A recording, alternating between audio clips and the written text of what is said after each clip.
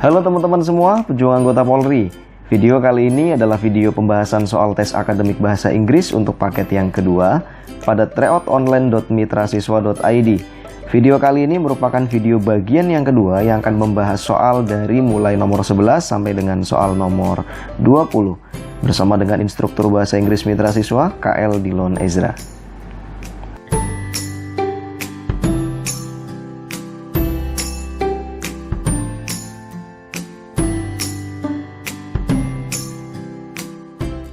Oke, di sini ada teks dan ada sebuah soal. Buat teman-teman yang belum tahu, biasa saya ingatkan disarankan untuk membaca soal terlebih dahulu, baru teman-teman baca teksnya supaya teman-teman gak buang waktu. Oke, who is Mega to Mrs. Anita? Jadi Mega ini siapa sih untuk bagi si Mrs. Anita?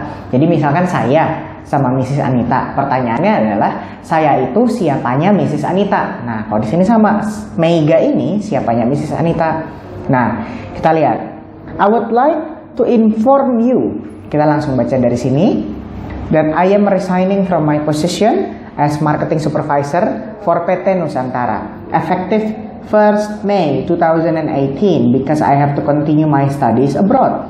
Saya ingin memberitahukan Anda bahwa saya resign atau mengundurkan diri dari posisi saya sebagai supervisor marketing untuk PT Nusantara efektif 1 Mei 2018 karena saya harus melanjutkan studi atau pendidikan di luar abroad kan. Nah, thank you for the support. Terima kasih atas dukungan and opportunities dan kesempatan that you have provided me during the last 2 years yang telah kamu berikan kepada saya selama 2 tahun terakhir.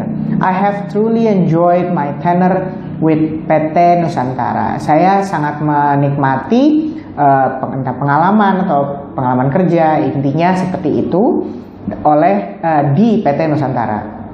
And am more than grateful, dan lebih dari bersyukur atau lebih dari senang ya, for the encouragement, untuk encouragement atau dukungan ya, atau dorongan, encouragement you have given me in pursuing my professional and personal growth objective, yang telah kamu berikan kepada saya dalam mengejar professional and personal growth objective. Di sini maksudnya target perkembangan personal dan profesional. If I can be of any assistance during this transition in order to facilitate the job passing of my responsibilities to my successor, please let me know. Apabila saya bisa membantu selama transisi ini untuk memfasilitasi pengoperan kerja ya ke para penerus saya atau ke pengganti saya, please let me know. Tolong beritahu saya. You can reach me on my email. Kamu bisa menghubungi saya di email saya blablabla@yahoo.co.id or my mobile phone, atau di nomor HP saya sekian. I would be glad to help whenever I can. Saya akan senang membantu kapanpun saya bisa. Simple. Jadi Mega ini kan terlihat nih yang mengirim surat, sincerely Mega. Berarti Mega mengirim surat ke Mrs. Anita Liana Dewi. Nah, suratnya isinya pengunduran diri. Ya, kalau Mega mengundurkan diri terus ngasih surat ke Mrs. Anita, udah jelas dong, gak mungkin dia bos, gak mungkin dia sekedar teman, gak mungkin dia klien, dan gak mungkin dia teman menulis. Pasti dia adalah staff karena dia mengundurkan diri dan dia ngasih surat ke atasannya. Gitu. Next ke nomor 12. What is the sender's expectation through the letter? Apa sih ekspektasi si pengirim saat dia mengirimkan surat ini? Nah, ini kan dia ngasih surat untuk mengundurkan diri. Ya pasti dong kalau kita udah ngasih surat untuk mengundurin diri, ekspektasi kita adalah ya di-approve surat pengunduran dirinya. Artinya kamu diperbolehkan untuk mengundurkan diri, gitu kan? Nah, ada nggak sih? Ternyata kita lihat, Mrs. Anita calls her soon. Mrs. Anita menelpon dia segera. Ngapain nelpon? Kalau yang B, Mrs. Anita replies her email, membalas emailnya. Email apa yang perlu dibalas? Kan ini dia ngasih surat. Terus C, Mrs. Anita approves her letter. Even if, meskipun ini anggaplah pengunduran dirinya via email, atau mungkin pengunduran dirinya ini dia berharap si Mrs. Anita ini segera mengapprove dengan cara menelpon dia. Tetap aja jawaban yang C yang bilang Mrs. Anita approves her letter itu jauh lebih mencakup kedua jawaban tersebut. Approve itu kan mengizinkan atau menyetujui suratnya. Mrs. Anita give her a job in abroad. Kan gak mungkin orang dia mau belajar, bukan mau cari kerja atau pindah keluar. Kalau E, Mrs. Anita assist her in handling a job. Kebalik. Harusnya justru dia yang ngebantu para suksesor atau penerus dia pada masa transisi. Berarti jawabannya yang C. Nah, sekarang kita lanjut ke nomor 13. Oke.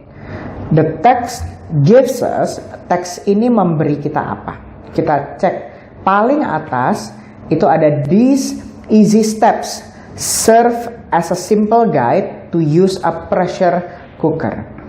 Step-step mudah ini bertujuan sebagai guide ya atau petunjuk sederhana bagaimana cara menggunakan pressure cooker. Berarti ini adalah teks apa kira-kira? Udah pasti teks prosedur, betul? Karena dia ada berbagai langkah untuk melakukan sesuatu. Nah, berarti kalau kita lihat A, the description. Nggak mungkin dong the description, kan dia ngasih tahu cara pakainya. B, information about a pressure cooker. Nah, ini bisa aja nih, kita simpan dulu. C, explanation on how 4 pressure cooker works. Dia tidak menjelaskan bagaimana 4 pressure cooker ini bekerja, tapi dia ingin menjelaskan gimana caranya menggunakan pressure cooker. D, the guidance on how to remove a pressure regulator. Jadi remove pressure regulator ini kayak mencopot ya atau melepas si regulatornya ini. Nah, untuk guidance itu lebih tepatnya ini mungkin guidance kayak karena guidance itu nggak ada di bahasa Inggris. Nah, kalau the guidance on how to remove pressure regulator, mungkin itu salah satunya ada di teksnya, tapi kan bukan cuma itu doang. Karena sama aja kayak misalkan kita pasang regulator di gas. Itu kan satu step doang. Belum kita harus kunci regulatornya misalkan, terus kita harus tekan kompornya terus diputar supaya nyala and stuff. Jadi nggak cocok. Kalau yang E, the instruction on how to cook using a pressure cooker. Instruksi bagaimana memasak menggunakan pressure cooker. Nah, ini lebih cocok karena memang dia adalah bentuk instruksi. Nah, berarti jawabannya yang E ya guys. Langsung aja. Sekarang kita next ke nomor 14. What should we do initially? Apa sih yang harus kita lakukan pertama? Kita lihat. 1. Check the recipe for a specific cooking method and cooking time. Pour required amount of liquid into the pressure cooker, then add the food using the cooking rack if desired. A. Place the food on the cooking rack. Ini dia bilang, use the cooking rack if desired. Apabila diinginkan, silahkan pakai racknya.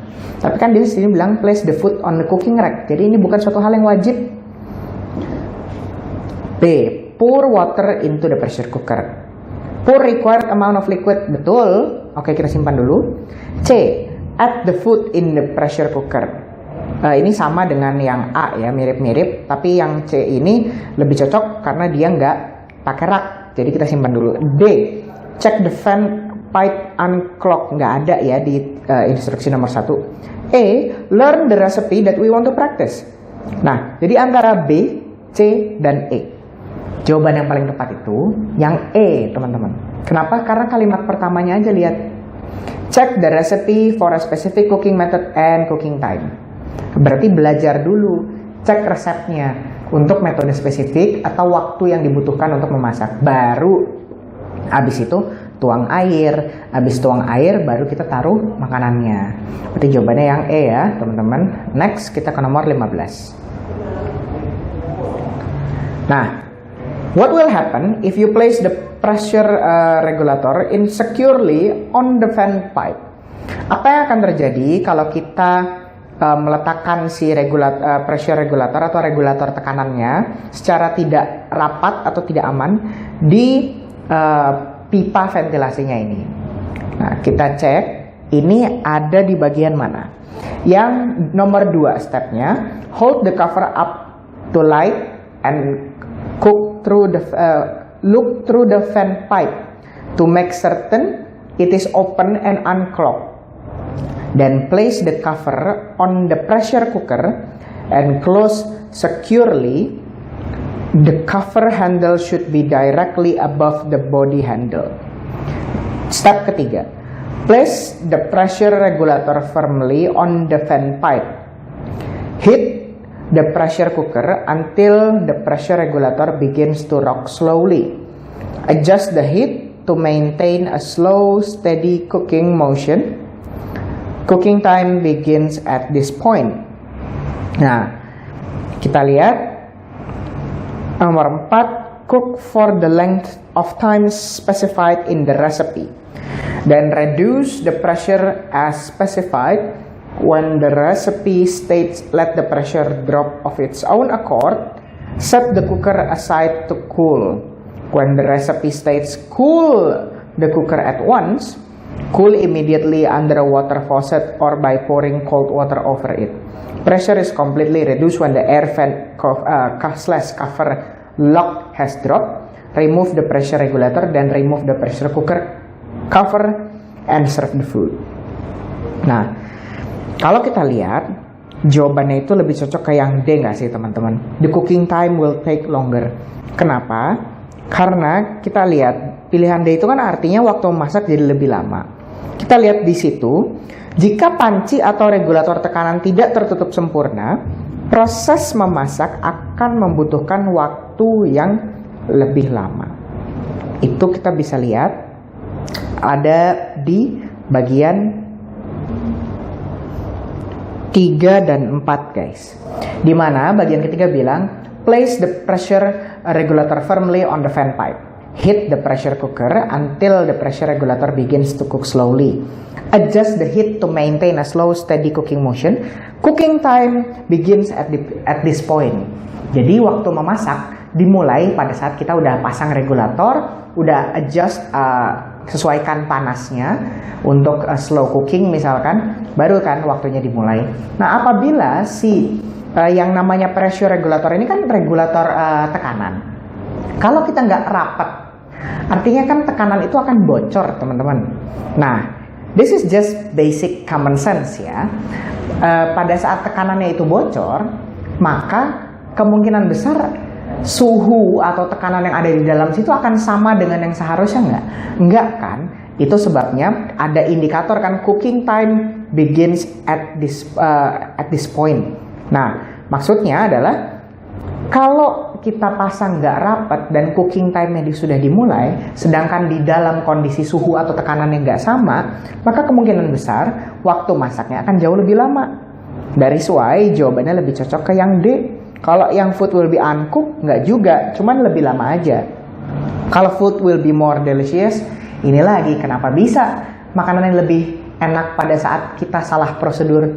C, the cooking time will be shorter. Nggak mungkin lebih cepat, karena bahkan pressure, tekanannya atau suhunya, itu nggak akan sesuai dengan apa yang kita mau. Kalau pressure cooker will be broken, di sini nggak ada keterangan tentang apakah dia akan rusak atau enggak. Karena indikasinya cuma cooking time begins at this point, maka kita lebih cocok dan lebih aman untuk jawab yang D. Oke, lanjut ke nomor 16. Nah, ini ada teks, kita langsung aja ke soal. What was the conflict of the story? Jadi konflik dari cerita tersebut tuh apa sih? Itu kan yang ditanyakan. Kita baca, Sam was a rich man. He desired to have lots and lots of money and never hesitated to cheat others to make money. He also never wished to share anything with others. He paid very low wage to his servant. Sam ini orang kaya, tadinya kaya, dan dia ini ingin punya banyak uang, tidak pernah ragu untuk mencurangi orang lain untuk mendapatkan uang. Dia juga tidak pernah membagi apapun untuk orang lain, dan dia juga membayar para budak-budaknya atau servannya, pelayannya dengan gaji yang sangat murah.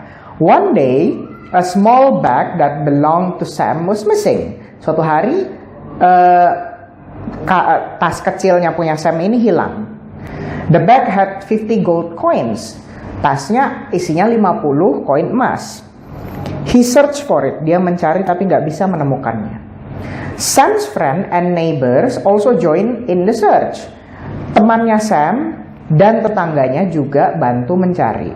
But all their efforts were in vain. Akhirnya semua usahanya percuma. Kayaknya nih nggak ketemu deh. Nah, after a couple of days, setelah beberapa hari, the 10-year-old daughter of a man working for Sam found the bag. Setelah beberapa hari, anak perempuan berumur 10 tahun, anak perempuan ini adalah anak dari seseorang yang bekerja untuk Sam, menemukan tasnya. Dia memberitahu ayahnya tentang itu, dan ayahnya mengidentifikasi tas tersebut as one that was missing, sebagai tas yang hilang. Nah, and immediately decide to take it to his master. Akhirnya memutuskan untuk cepat harus dibawa ke si Sam ini. He gave it to Sam and asked him to check whether the bag had 50 gold coins. Ditanya, ini tasnya, coba dicek, bener nggak ada 50 koin emas? Sam was exultant to get the coins back. Intinya dia senang, dia nggak sabar untuk mendapatkan koin itu kembali. Tapi dia memutuskan untuk licik, main curang. He shouted at his worker that he had 75 gold coins in the bag. Dia berteriak ke pekerjanya bahwa dia tuh punya 75 koin emas di dalam tas, tapi hanya ada 50 di dalam koinnya. Dan Sam ini menuduh pekerjanya mengambil 25 koin emas dan memutuskan untuk membawa isu ini ke pengadilan. Court itu pengadilan ya. Nah, the judge heard both of the sides. Si hakim mendengarkan kedua belah sisi, kedua belah pihak. He questioned the daughter of the worker about the number of coin they had found in the bag. Si hakim ini nanya ke anak kecil, anak perempuan tadi, berapa jumlah yang kamu temukan di dalam tas tersebut? And they assured it was only 50. Dan mereka meyakinkan si hakim ini kalau cuma ada 50. Si hakim ini cross-examine Sam, and Sam replied that he had 75 gold coins in the bag. Jadi dia cross-check sama si Sam. Benar nggak? Dan Sam bilang, nggak, dia punya 75 koin emas. Then the judge made his judgment. Since Sam lost a bag of 75 gold coins and the bag found by the girl had only 50 coins, it is obvious that the bag that was found does not belong to Sam.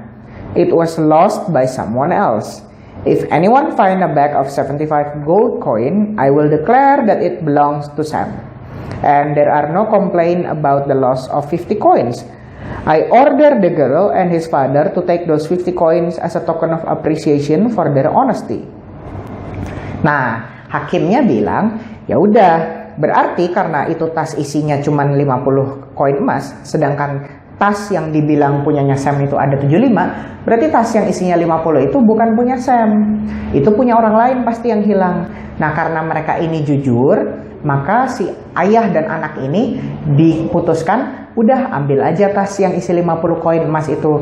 Nanti kalau ada yang menemukan tas yang berisi 75 koin emas, maka akan dideklarasikan bahwa itu adalah milik si Sam. Jadi konfliknya adalah Sam lost his small bag with 50 gold coin in it. Jadi si Sam ini kehilangan tasnya. Atau B, Sam accused his worker for taking his 25 gold coin. Sam menuduh pekerjanya mengambil 25 koin. Some friends and neighbor failed to find Sam's bag. Kegagalan menemukan tasnya Sam, ini jelas bukan. The daughter of the Sam's worker found Sam's missing bag, itu bukan konflik, itu malah justru problem solvingnya, justru karena dia menemukan tasnya. The judge decide that the bag with 50 gold coins belong to the girl, ini bukan konfliknya, tapi ini end result, hasil akhir dari konfliknya. Sebenarnya konfliknya yaitu kan ada sampai dibawa ke pengadilan, sampai diadili oleh hakim, itu kan hanya karena dia menuduh, karena dia mau main licik, menuduh orang ngambil 25 koin emasnya. Berarti jawabannya yang B, teman-teman. Sekarang kita akan next ke nomor 17. What would happen if Sam received his gold coins from his worker sincerely? Apa yang akan terjadi kalau Sam menerima tas isi 50 koin emas itu dengan tulus? Ya, dia akan menerima 50 koin itu dong, karena kan itu emang punya dia, maka dia akan mendapatkan kembali dong 50 koin itu. Dia nggak akan kehilangan tas itu, justru nggak akan ke pengadilan and stuff. Nah, kalau yang A, Sam would lose his 50 gold coin, nggak dong, kan dia justru nerima tasnya, bukan lose berarti. Kalau yang B, Sam would receive 75, kan isinya cuma 50, 25-nya dari mana? Nah, berarti bukan. C, Sam would regain his 50 gold coins. Regain artinya mendapatkan kembali. Berarti Sam akan mendapatkan kembali 50 koin emasnya. Bener dong, kalau dia terima secara tulus, pas dikasih, dia nggak akan kehilangan 50 koin itu. Dia udah selesai problemnya. Berarti jawabannya yang C. Kalau yang D, Sam would get 25 gold coin from his worker, nggak mungkin. Masa tiba-tiba dia bakal ngasih 25 koin tambahan gitu aja? Kalau dia main tulus ya, kalau dia nggak bohong ya, kan ini kan sincerely nih. Nah, berarti nggak ada curang-curangan. Kalau Sam would be appreciated by his neighbor, ngapain? Kan harusnya Sam yang ngasih apresiasi ke tetangganya, bukan dia yang diapresiasi. Nah, berarti udah benar jawabannya C. Nah, next nomor 18. Apa yang bisa kita pelajari dari pembelajaran dari cerita ini? Ya, sebenarnya simple. Kita nggak boleh rakus. We should not be greedy. Karena kalau dia nggak rakus, dia nggak akan bilang 75. Karena kan dia pengen ekstra 25 koin emas itu. Makanya dia menipu orang. Akhirnya dia justru kehilangan 50 koin emas itu. Ya, jelas dong, jawabannya udah ada. A. We should not be greedy. Nah, buat soal-soal kayak gini teman-teman bisa langsung aja jawab. Nah, lanjut ke nomor 19. What is the underlying message that the writer wants to tell the reader about Harrison? Ada pesan apa yang ingin diberitahukan penulis tentang Harrison? Nah, jadi teman-teman bisa baca dulu nih teksnya. Tapi kita lihat aja, teks ini tuh sebenarnya tentang seorang penemu, ya kan? Bernama John Harrison. Was a carpenter and watchmaker. He invented, dia menemukan the marine chronometer, which enabled a ship to accurately know its longitude at sea, position on east-west axis. His invention was critical in the development of long-distance seafaring, which was very important in the 18th century. Jadi dia menemukan sesuatu. John Harrison ini adalah carpenter and watchmaker. Nah, beberapa kesulitan yang dialami itu kan hasil karyanya ini. Model yang H2 ada kan? Itu ada dan H3 tidak berhasil. Serta parlemen itu 2 kali menahan penghargaannya. Jadi kita bisa lihat nih. His next model H2 dan H3 were never entirely successful. Pada akhirnya gagal si H2 sama H3. Terus abis itu parlemen juga menahan penemuannya tersebut. Nah, pada akhirnya ia mendapatkan penghargaan dan karyanya menjadi terkenal.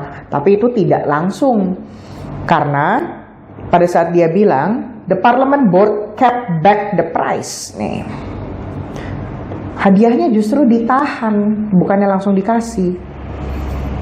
Terus abis itu, maka pesan yang disampaikan itu kan pada dasarnya gini. Dia menemukan H1, dia menemukan H2 dan H3. Terus setelah dia menemukan H4 yang sukses, hadiahnya ditahan, arguing that it might have been due to good luck. Jadi parlemennya bilang kayak, ya mungkin kamu H4 ini sukses ya karena hoki aja. Wow, tuduhan yang luar biasa. Terus habis itu Harrison had to do other trial, and in the meantime came up with a second sea watch H5. Jadi dia bahkan terus bikin lagi, yaitu H5 yang it proved reliable. But Parliament withheld the full price, masih ditahan lagi. Udah bikin lagi H5 yang terbukti bisa diandalkan, reliable tuh bisa diandalkan. Tapi Parlemennya justru menahan hadiah penuhnya. Enlisting the help of the King George III, Harrison was eventually awarded 8.750 euro, man. Mantap nggak tuh? Jadi setelah mendapatkan bantuan dari King George ketiga, baru tuh turun akhirnya dana hadiahnya. Harrison's life work had been completed after years of hard work on improving the design. Ini kan, years of hard work. Kalau kita lihat, Harrison was a famous person, maybe. Harrison made several invention, ya ada H1 sampai H5. Harrison helped the other inventors. Harrison was one of great inventors. Harrison worked hard for his invention. Coba kita lihat betapa banyaknya kesulitan yang dialamin. Dari H1, H2, H3, H4, H5 ditahan 2 kali. Dan ada implikasi after years of hard work. Kalau teman-teman udah baca teksnya, teman-teman bisa pause dulu video ini untuk baca teksnya. Tenang aja. Nah, kalau teman-teman udah baca teksnya, teman-teman akan sadari jawaban yang paling cocok itu adalah yang E. Karena memang penggambarannya tuh fokus ke bagaimana trial and error, bagaimana banyak kerintangan, tapi si Harrison ini justru tidak menyerah sama sekali. Dia bahkan bikin lagi. Dan akhirnya dengan mendapatkan bantuan dari King George, dan after years, bertahun-tahun kerja keras, sukses.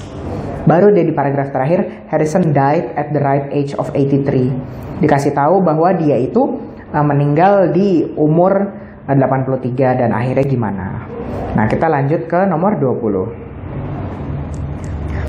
What is the third paragraph about? Nah, third paragraph 1, 2, 3. Nah, kita lihat, his invention was to develop a clock able to tolerate fluctuation.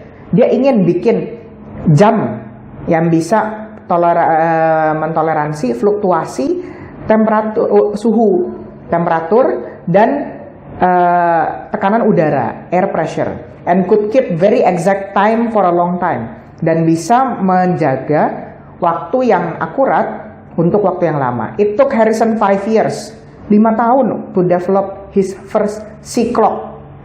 Prototipe pertamanya H1 itu 5 tahun. Setelah itu, over the next few years, he built different version. Beberapa tahun kemudian, dia membangun beberapa versi yang berbeda. Improving on the design, desainnya diperbaiki. Next modelnya H2 dan H3, nggak sukses-sukses banget. Dan tahun 1750-an, sekitar 1750-an, Harrison abandoned his sea clock and started working on smaller sea watch. Dan akhirnya dia meninggalkan sea clocknya dan mengerjakan smaller sea watch, jadi jam laut yang lebih kecil. Nah, ini lebih cocok dideskripsikan sebagai early invention gak sih? Harrison's early invention. Karena kan ini awal-awal dia mau invensi, mau ciptain apa sih? Terus H1, terus H2 dan H3. Nah, jadi cocok nih kalau jawabannya A. Kita cek yang lain. The use of Harrison's invention. Enggak. Memang dijelaskan dia mau bikin apa, tapi yang difokuskan tuh bukan nanti dia bisa apa aja, bisa dipakai buat apa dan di mana, tapi yang dijelaskan apa yang dia bikin. Berarti bukan B. C. The awards received by Harrison. Oh, awards bukan di paragraf ketiga, tapi paragraf keempat. D. The success of Harrison invention. Ini di paragraf keempat dikasih taunya. E. The improvement of Harrison's invention. Ini emang ada improvement. Tapi jawaban A itu Harrison's early invention juga bisa merepresentasikan perkembangan dari early invention dia. Jadi lebih cocok dan lebih aman untuk kita jawab yang A aja, teman-teman. Nah, Untuk pembahasan bagian 2 kita sampai di sini dulu. Jangan lupa kalau teman-teman belum nonton pembahasan bagian 1, silahkan ditonton dulu. Dan jangan lupa untuk menonton bagian selanjutnya yaitu bagian 3, 4, dan 5 untuk mendapatkan pembahasan komplit sampai dengan nomor 50. Oke, kalau begitu sampai di sini saja teman-teman. Apabila teman-teman merasa terbantu oleh video ini, jangan lupa untuk like, share, dan juga subscribe. Kita akan ketemu lagi di bagian selanjutnya. Mitra siswa, dare to dream, grab the future.